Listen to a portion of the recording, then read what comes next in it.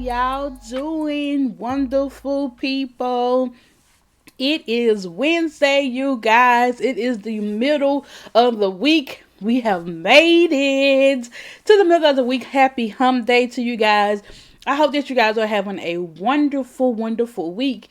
We are like, y'all, it's not that many days of the month. I mean, days of the year left. So we may have about what 41 days left in the year in 2019. Like, wow, the year has gone by super duper fast. Like, where has the year went? And I was looking on Monday, I was looking at the calendar, and I was cuz I manage this the Alexandria region Black Girls in Social Work. Like, I manage that group or whatever. I'm the rep. And so I was talking to them on Monday, and like I looked at the calendar and I was like, you guys, we have like 43 more days left in the year. And like, that is so shocking to me that it's just like the year has flown by so quickly. And it's just like, wow, I just cannot believe like it just went by that fast.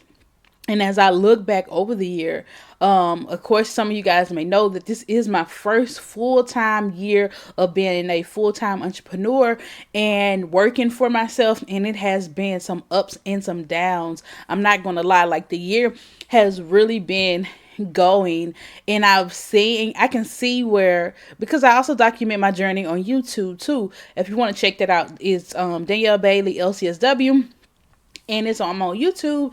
And so like I was checking out some of those videos last week, and just to see where I came from at the first of the year to where I'm at now. I have grown so much in my practice, in my personal life, just in every area. And so it's just like I just want to get better in things of that nature. So, but nonetheless, y'all start really looking back over your year, and just reflect, do like a little bit of reflection this year. Like, what are some things that was good about this year? What were some things that were great, that were good, things that may not have been so good, or things that you want to improve on, and things of that nature. So I would say just do like a little self-reflection. I know that I'm doing that right now, especially with my private practice. I want to say this, like, God is yet faithful. Let me just give God the glory. Like, y'all, I can't remember. I think I've talked about it on the podcast, but like, God really has shown out these last couple of weeks. Like, I can remember me seeing like 8 people in a week, and I was full time, and God kept me. Now I'm averaging for like the last 3 weeks, and usually the winter time, not winter time, but the holiday season, like, people stop coming. Like, they slack off because it's the holiday season. You want to spend time with family and friends and all of that. However, I'm getting the complete opposite. Like, my numbers are going up. And so like, for, let's see, about the last couple of weeks, like, I'm averaging about 20 plus people a week. And like, for me, that's a lot. Like I said, coming from seeing 8 to 12, if I saw 15 in one week, that was great. And 15 did not come that often. So like I said, yes, God has kept me. He is a keeper. I'm pretty sure I talked about that last week, but I just wanted to say it again, because this week I have 27 people scheduled. How I done that, I don't know. Okay. But of course, people are going to either cancel or reschedule or something like that. So I may not, although I have 27 people scheduled, I probably see a good 24 to 25 people this week. That's kind of the goal I want to see. I want to see 24 or 25. I really want to hit 25, because of the simple fact is, like, I've never seen 25 people in one week. And moving forward in 2019, my goal is to see 25 to 30 people a week. So yeah, but nonetheless, y'all, let's just go ahead and just get into today's topic, you guys. And I want to talk about this for a couple of reasons, because I was on, of course, y'all know that I'm off social media. So I'm off YouTube, not YouTube, but I'm off Instagram and I'm off Facebook. So I have like no idea what's going on or whatever.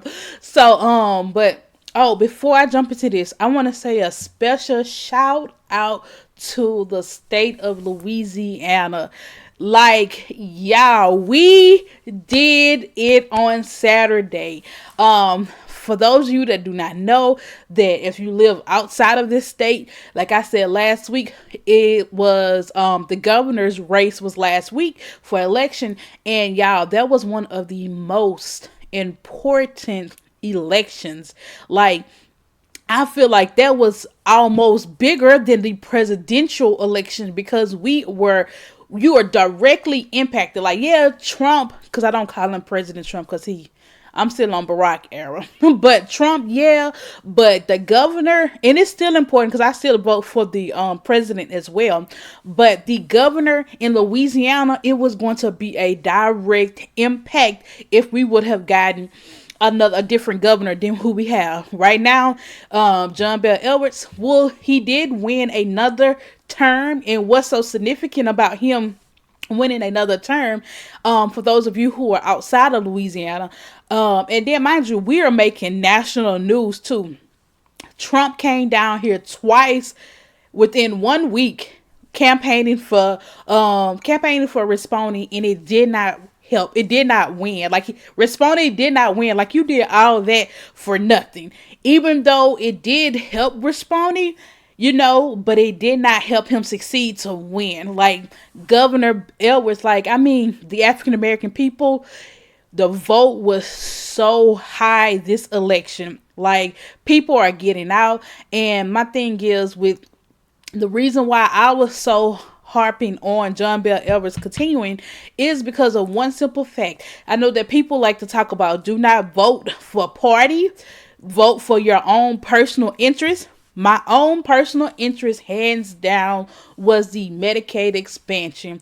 And I'm going to tell you why. Because as a business owner, my people that I see, some of them are on the Medicaid expansion.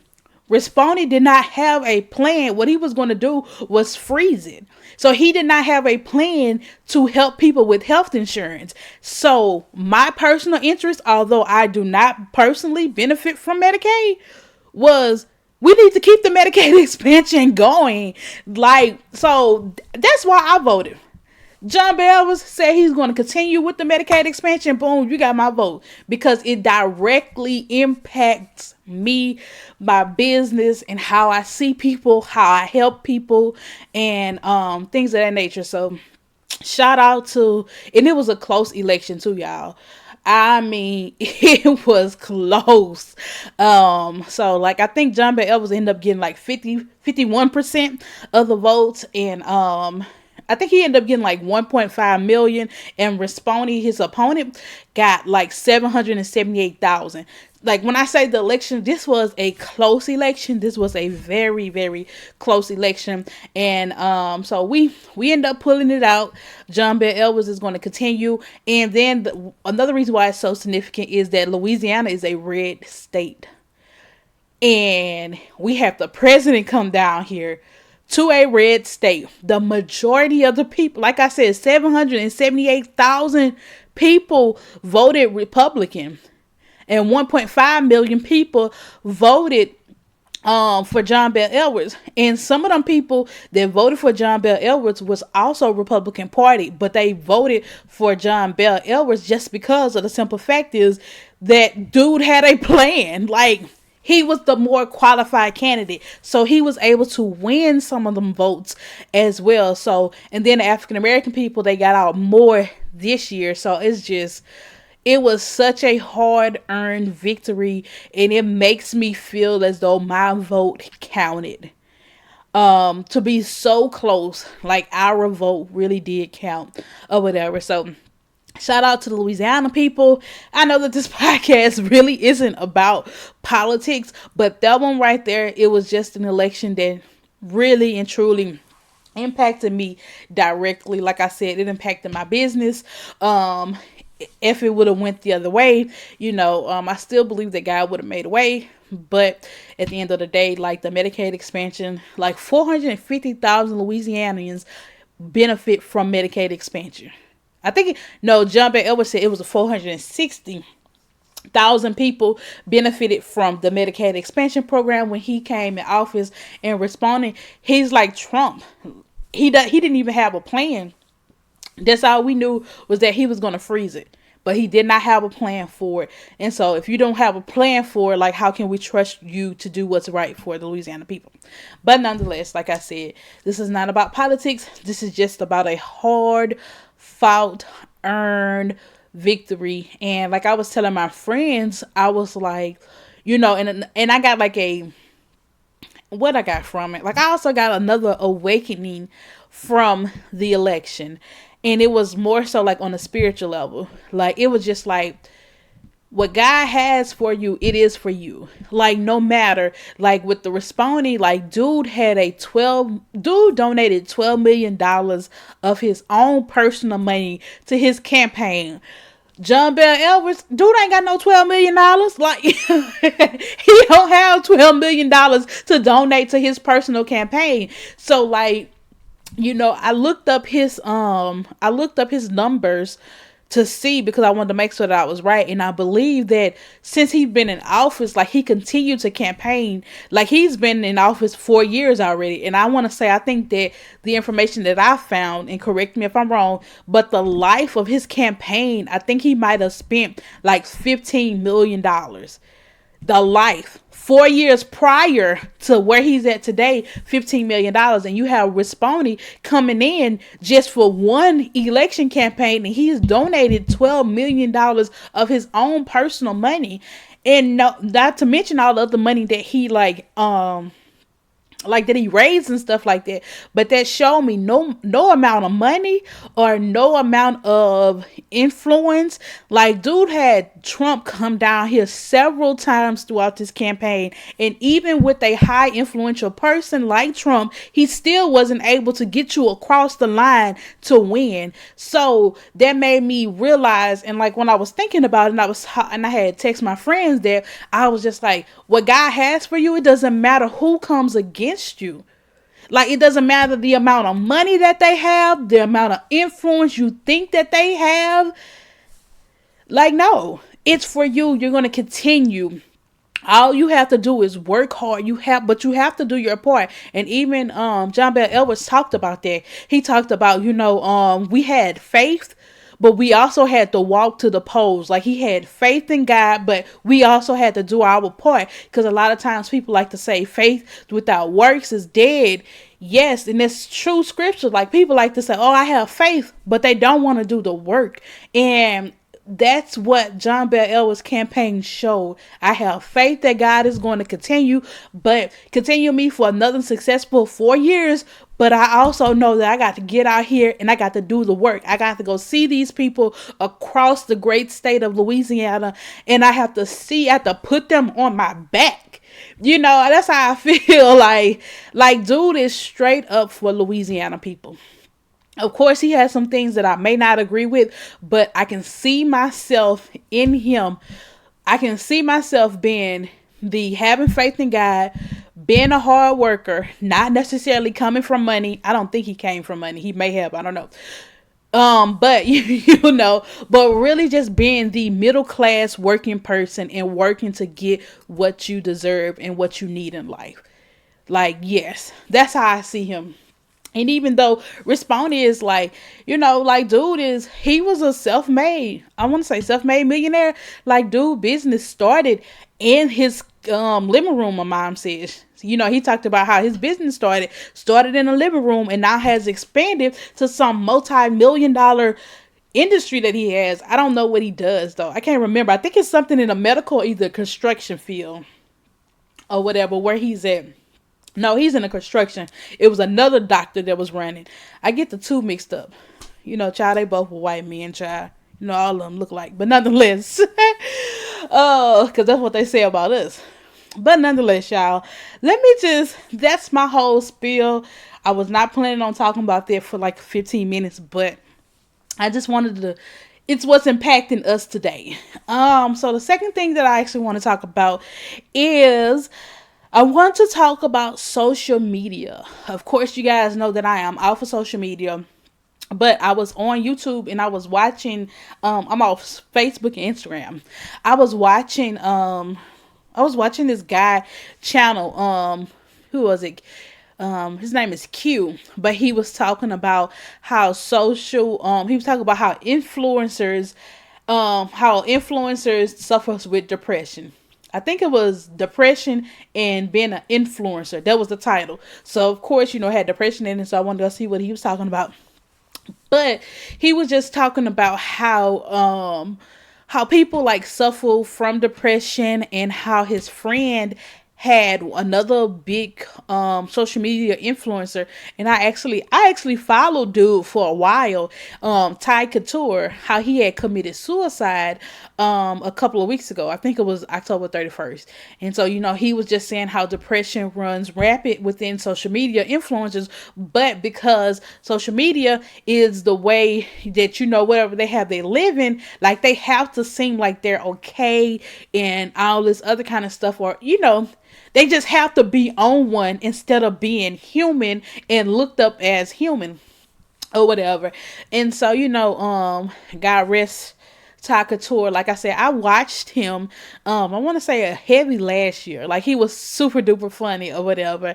And like he had in his channel, he talked about once before how he had a suicide attempt. And so when people were saying RIP to him, I was just like, before I had really found out what happened, I was just like, Lord, I hope he did not commit suicide. And lo and behold, he did.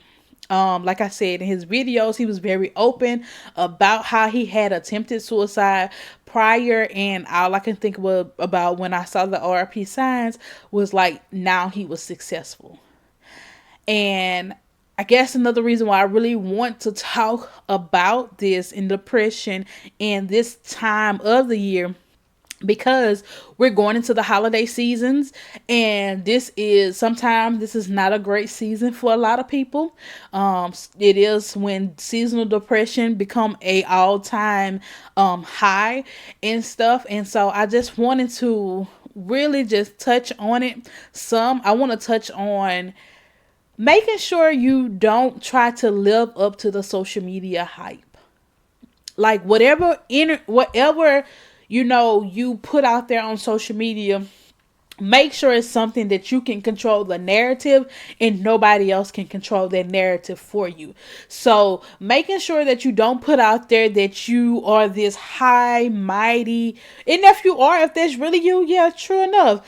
But like I see a lot of times, some people put on social media, they like to brag about their clothes being name brand, about their cars, about, like, I know, y'all. Yeah, I had saw this one person on social media, and they was just talking about like their clothes and their outfits, and I'm just like, but you still are not necessarily attractive. Like, people tend to associate clothing, money with self-esteem, and it's just like, yo, you can have all this clothes, you can have all this money, you can have these cars or whatever it may be, but like if your attitude is stink, like you're still not attractive to some. Let me say that to somebody like me who is a realist. Like, don't come over here and be like, Danielle, you got to dress a certain way. No, your girl is going straight to Ross. Okay, I ain't got to have the name brand clothes.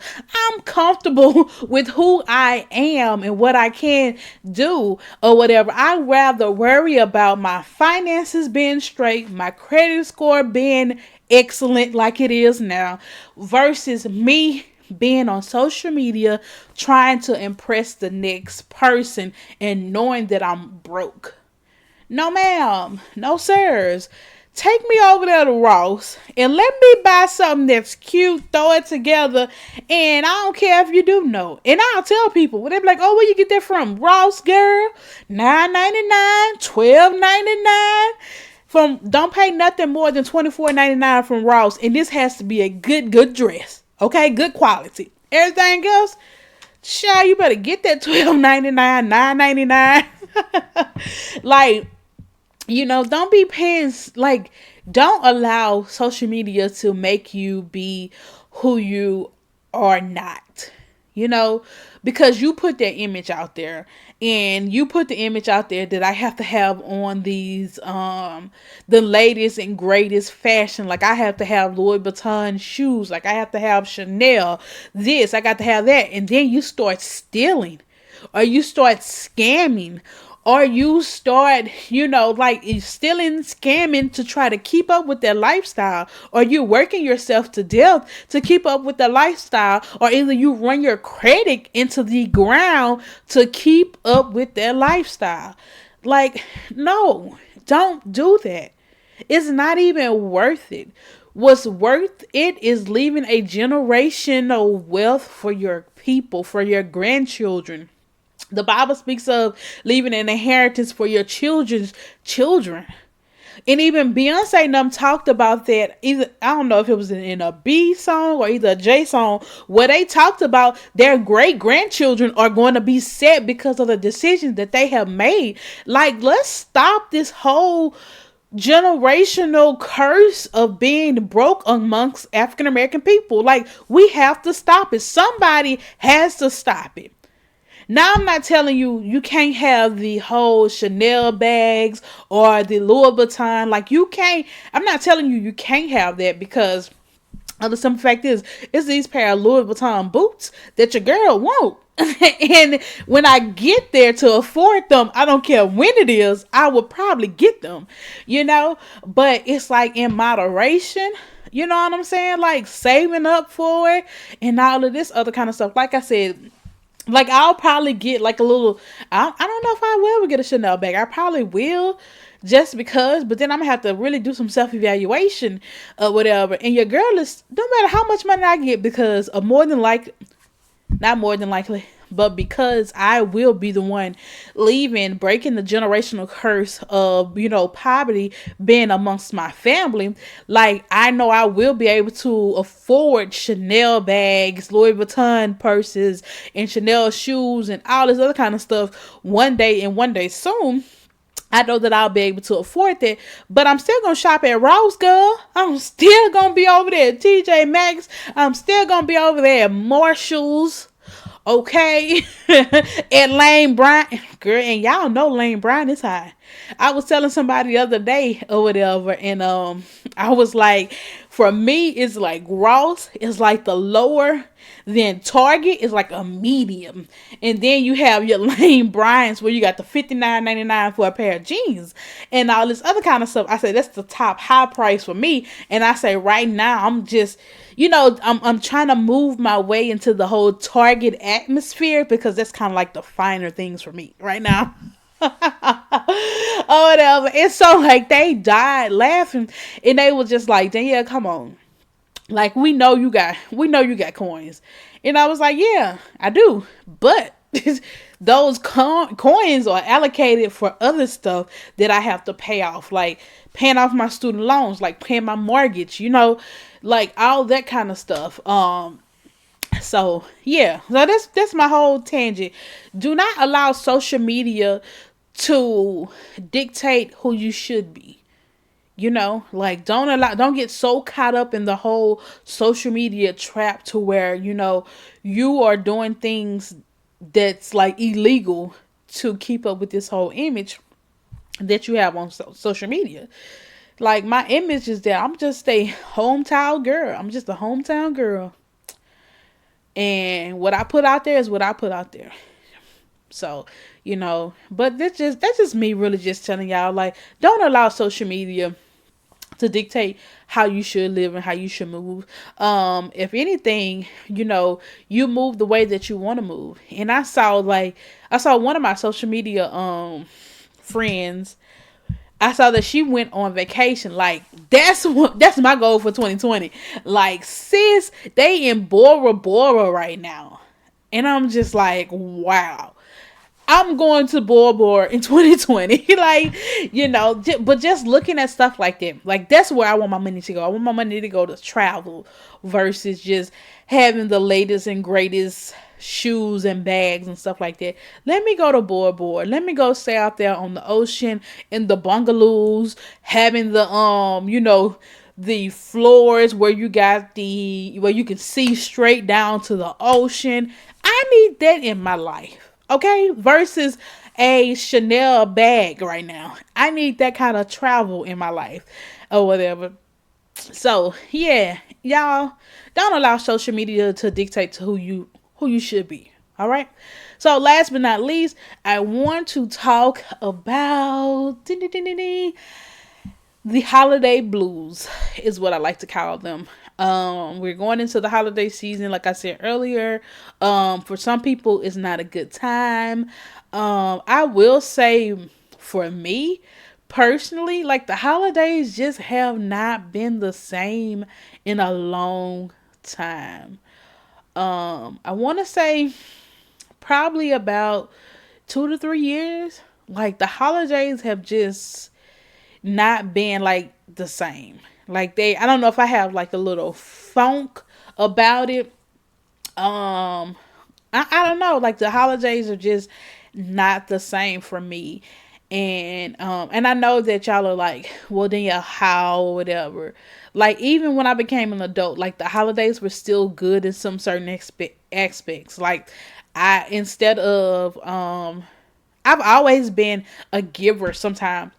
No, not sometimes, but I've always been a giver during the holiday season or whatever. Like I may not be a giver in everyday life sometimes, only when God tells me, but during the holiday season, like I am a giver. And so like I go, it's not that much at times. Like I may spend or whatever, like about $10 on per person.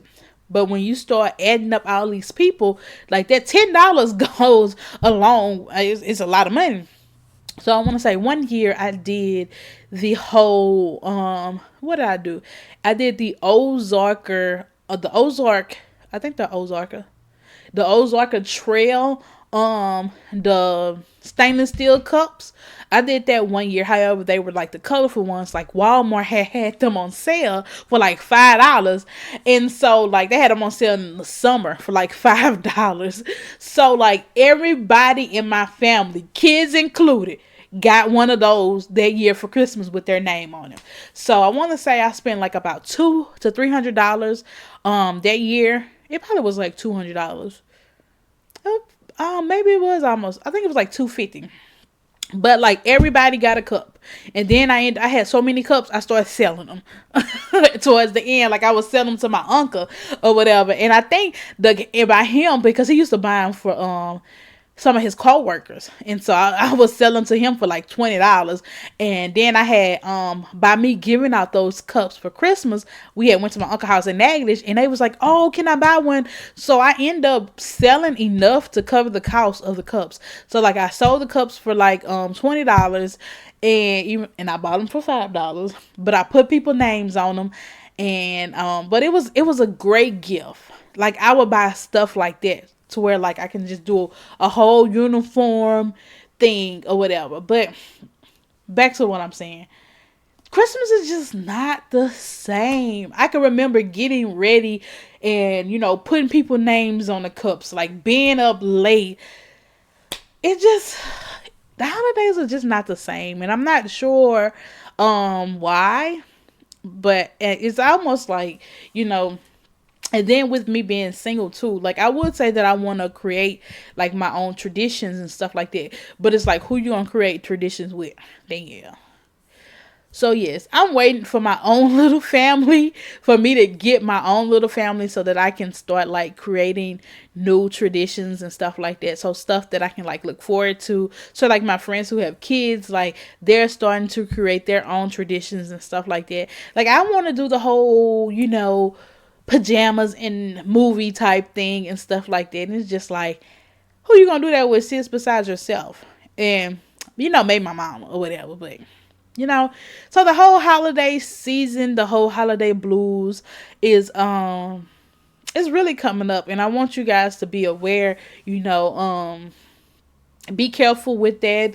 If you need to be, go talk to a therapist, because it's super duper important that you check on yourself. And for those of you who have friends, make sure you check on your friends during this holiday season. Make sure that they're okay, you know. So I'll be going home to be with family, but like I said, it's just not the same.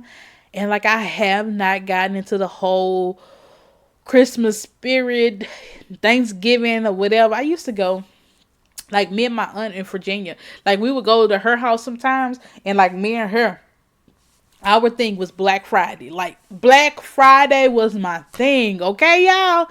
I would go there, stand in line. It's just something about the rush of being in line, you know, waiting, trying to get your item. Like, I don't even do Black Friday anymore. I didn't do it at all last year. So I don't know. I don't know if it's because I'm growing older or what, but the holiday season is just not the same. And I need to get up out this rut. I don't know if it's a rut or what. Or if it's just that I need to, you know, like, create new memories or create new traditions and stuff like that. Y'all let me know. Y'all let me know if y'all feel the same way too. I know that some people, this may be like their first year without like parents, or either, I know I have a friend, they're going into their second holiday season without their mother. So I know that that's difficult as well. But yeah, I don't know. Like, I can understand their reasoning, you know, for the whole holiday season blues, but I'm not sure in mine. I'm not sure if it's just is if it's that I'm ready for. I think I'm not gonna say I'm ready. I think I'm ready for a family. Like I said, I think I'm ready. I'm not for sure. Like, having a family is a lot of responsibility, and I know that, you know, and I know y'all might be like, Danielle, wow, like, but just think about it. Really, I counsel enough married people to know whether or not I'm ready. I really started saying that I didn't know if I was ready, like, I want to say 2 years ago, when I really started counseling married people. And I started really understanding the dynamics of what it takes to have a successful marriage, and how it's like, how you have to be in a position of compromise, and like how a lot of people just get married just to get married and stuff of that nature. And then like your husband got a side, a girlfriend, you the wife got a boyfriend on the side. Like, y'all are just roommates, and y'all are just getting married. Y'all done got married, spent all this money. A year later, you're getting a divorce. Like, that's not the life. And shout out to those of you who do it. But for me, it's like, I ain't got time for all that. I ain't got time to have a husband and a side dude. Like, and what? And you got children. Like, how you balancing all of them? And you know, and you working. Like, how you have a side dude? You got a husband, you got kids, and you got a job. To me, that is just too stressful. I can't do all of that. I can't keep up with the lies, first of all. Because I've been a slipped up child, call you so and so name, but that's just too much for me. And so it's just like, I was just like, no, I'm not ready. I'm not ready for a relationship or a marriage. Like, we can be friends, you know, we can be cool, but like, and then taking into consideration, have to spend time with people. You know, at one point in time, I was not ready for that. Like, giving up my freedom for who? Girl, please. But yeah, that is how my brain works. Like, I've been single for a while, and understanding the single life, like, it's great, but then like it has its moments. Like, now, like, it's cold outside, I can't go nowhere, child. I got to stay in this house. And so, you know, the holidays are coming up. So you go to the holiday season, you go to your aunt's house. Oh, you still single? You still ain't got no, that's gonna be a whole nother topic, a whole nother show. You still ain't got no man yet. For the holiday season, when the old people ask you still ain't got no man yet, you ain't gonna bring no man to the house. Then they gonna be like, so are you gay? Like, I have people ask me that, or either, I won't say that they've asked me outright. My family members have never asked me outright if I was gay. They have always asked my mom, is Danielle gay?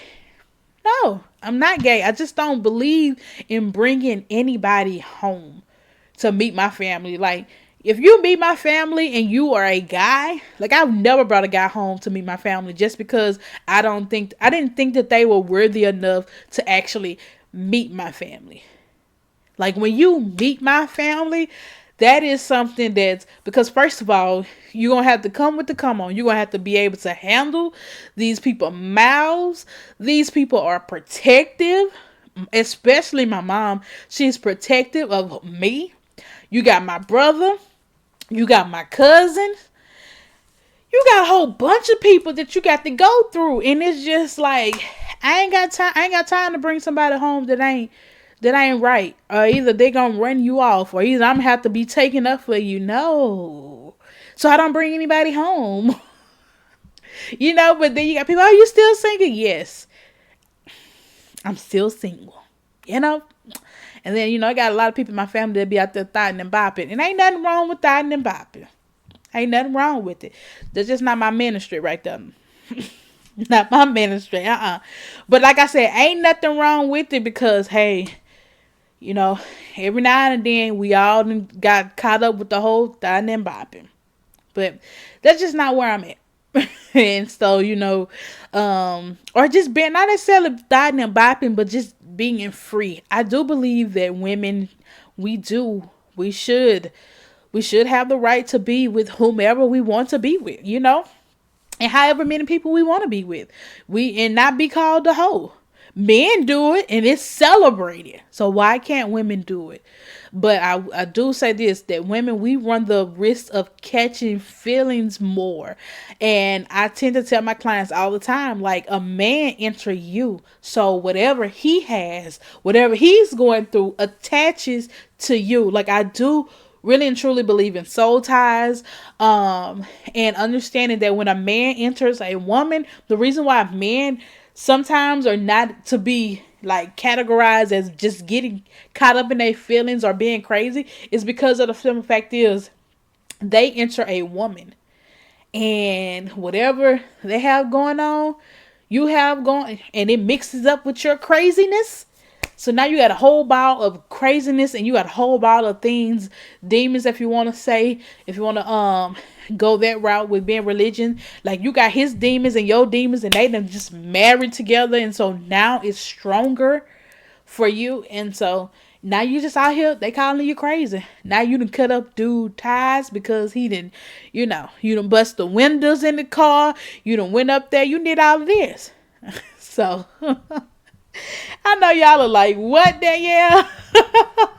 So be careful, y'all. Just be careful out here in these streets or whatever. So yes, holiday blues is real, you guys. Again, check on your friends. Check on your strong friends, if you want to say that. And strong friends, be vulnerable with your friends when they call to check on you.